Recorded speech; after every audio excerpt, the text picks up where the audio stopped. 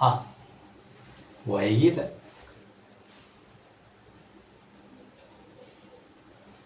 ഈ സമയത്ത് ഇവിടെ ഒരു പ്രത്യേക കാറ്റുണ്ട്, നല്ല രസമാണ്. ആ, നിന്നെ കാണണം എന്ന് പറഞ്ഞത് നാട്ടിൽ നിന്നൊരു കത്ത്. അച്ഛന് ഇവിടത്തെ പരിപാടികളൊക്കെ നിർത്തിക്കോ, എത്രയും വേഗം നാട്ടിലേക്ക് തിരിക്കാൻ. ആർക്കും കുഴപ്പമൊന്നുമില്ല. നാട്ടിൽ ഞങ്ങൾക്ക് ചെറിയൊരു പീടിയുണ്ട്, അതിനെ നോക്കി നടത്തേണ്ടത് എൻ്റെ കടമയാണെന്ന് അച്ഛൻ പറയുന്നു. നിനക്കറിയാമല്ലോ, എനിക്കൊരു എഴുത്തുകാരനായി തീരുന്നതായിരുന്നു ഏറ്റവും വലിയ സ്വപ്നം. ആളുകളെ ചിരിപ്പിക്കുകയും കരയിപ്പിക്കുകയും ചിന്തിപ്പിക്കുകയും ചെയ്യുന്ന കഥകൾ. ഞാൻ ഈ ഭൂമുഖം വിട്ടു പോയാലും എന്നെ പുനർജീവിപ്പിക്കുന്ന എൻ്റെ കഥകൾ.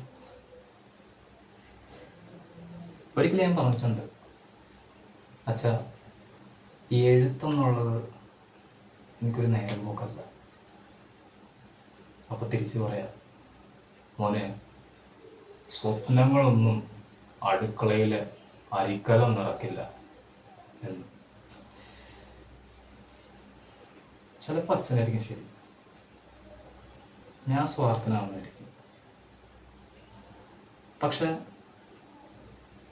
ഞാൻ തുടങ്ങി വെച്ചതല്ല ഇവിടെ അവസാനിപ്പിച്ച.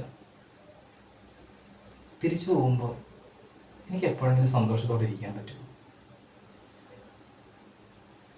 അല്ലെങ്കിൽ ജീവിതാവസാനം വരെ വേണ്ടായിരുന്നു എന്നുള്ള പശ്ചാത്താപത്തിൽ കഴിയേണ്ടി വരും. പക്ഷെ ഒരു കാര്യം എനിക്ക് ഉറപ്പാണ്, ഈ എഴുത്ത് വന്നിരുന്ന സന്തോഷമൊന്നും ആ കടം നോക്കി നടത്തുമ്പോൾ കിട്ടാൻ പോകില്ല. ഈ കത്ത് വെറും ഒരു പേപ്പർ കഷ്ണമല്ല, ഒരു വഴിത്തിരിവ, ജീവിതത്തിൻ്റെ വഴിത്തിരിവ്.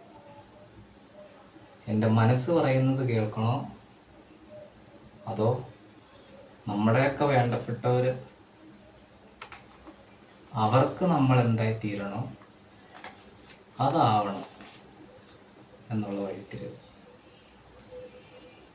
നീ ആയിരുന്നെങ്കിൽ എന്ത് ചെയ്താനാ? നിന്റെ സ്വപ്നങ്ങളുടെ പുറകെ പോവായിരിക്കുമോ, അതോ നിന്റെ വേണ്ടപ്പെട്ടവർ അവർക്ക് നീ എന്തായി തീരണോ അതാവും?